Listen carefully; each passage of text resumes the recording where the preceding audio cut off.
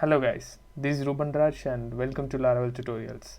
In my previous video I have shown how to configure mail trap with the Laravel application and also have shown how to reset password link generation. And in this video I am going to talk about routes and also show how route works in Laravel application. Basically routes are nothing but that's the place where we register our URI for our application and we write code. We decide what kind of response we are going to give back to the user. For example, here you can see this is one of the basic URI. This is the entry point for the application, and if you look at your web.php file, by default it's configured here. For this URI we are returning our welcome page. This welcome page is nothing but the HTML file which is stored in our resources folder, and these are other routes which are generated from my previous tutorial, but I didn't explain much about this. First I'll show a demo how simple routes work. For example, if a user want to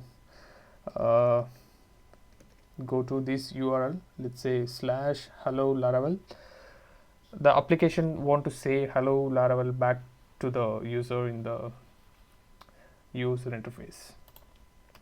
So for that we need to first register this URL in the application. So for that we need to create a get route configuration. You need to pass two things for this function. The first one should be the URI and the second one should be the closure function. So our URL will be hello Laravel, and the second one will be the function, the closure function.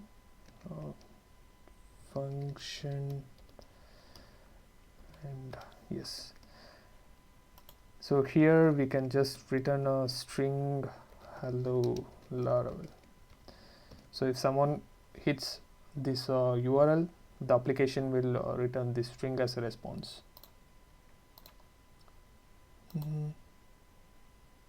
What it says,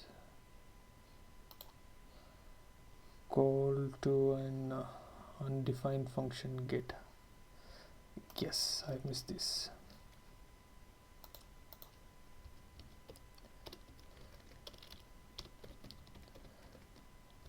Hello Laravel. So you can see here it responded the plain string as a response, so we can see that response in the browser. And the next thing I want to show is the controller routes. So this is just a simple routes. You can just write your function as a closure function in the get function, and you can just return simple things like if your function have only one line or two line, you can do it like this. But let's say your function have more than 10 lines of code, or a huge function doing some database operation and so on. You don't want to write everything in your web.php file. Instead you can have your controller file and you can just give the name of your controller and the function of the function in the controller like this. So for this I'm going to do the same operation but with the controller file. For that we need to create controller file first. You can go to controllers folder and you can create your controller file. In the normal way you can just create a file in the name of your controller and .php, but I usually use PHP artisan commands to create my controller files. So the command is PHP artisan make a controller file for me, and the file name will be hello controller,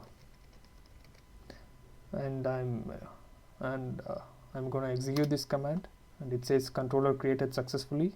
You can see here one new file is created called hellocontroller.php.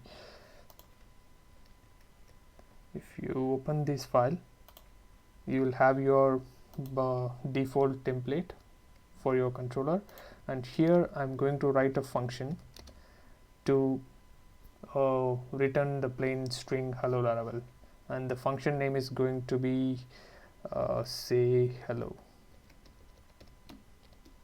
and I'm not going to pass any parameter, and I'm going to just return hello Laravel, the same thing. And here instead of this function, I'll just comment this out.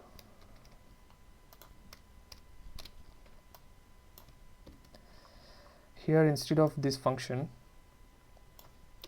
I'm going to give the reference of the function which we have written in our HelloController file.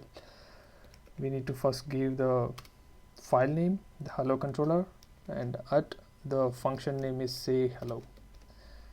So you can see the difference between the previous approach and this approach. So instead of having everything as a function in the get method, you can write your function in your controller file and give the reference of that function from the controller file in the get function.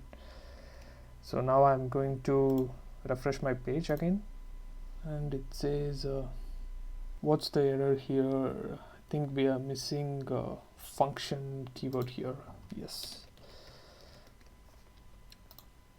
now we are getting the proper response. So you can see the difference here. The previous approach, we are passing the closure function, but here we are calling the function from our controller file, but we are getting the same response. It's because to make the file more readable, because you don't want to bloat your web.php file with a lot of code. You can just split your code to your controller files, and you can just call the function. And the third one is the other method. The next method is view routes. So here I have shown how to route with the simple text, and here I have shown how to use a function and just written a plain text. But now I want to return a view HTML page.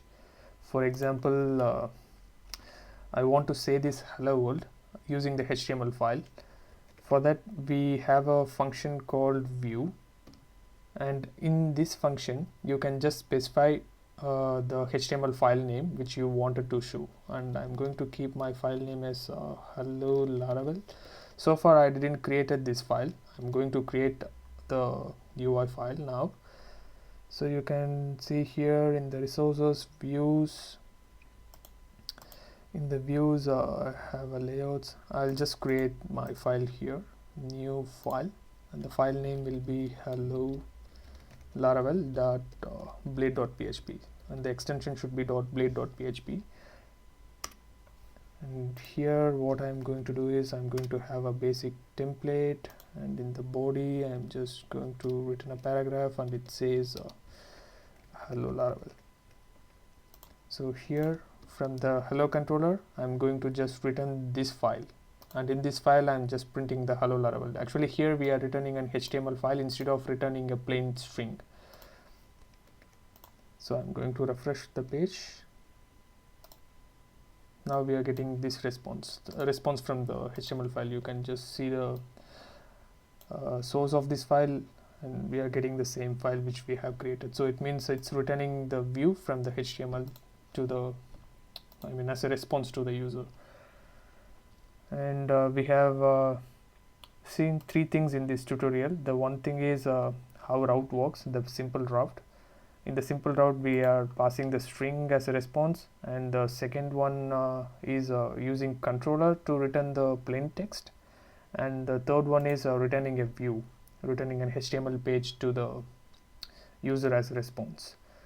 And this is all for this video, and in my next video I will explain about the parameterized routes. Here we are not passing any parameters to our routes, and this is very simple. And in my next video I'll show how to use parameters, how to handle parameters in the route functions. And if you like this video, please give a thumbs up, and if you like this series, you can subscribe to my channel. I'll post more Laravel videos, and thanks for watching this video.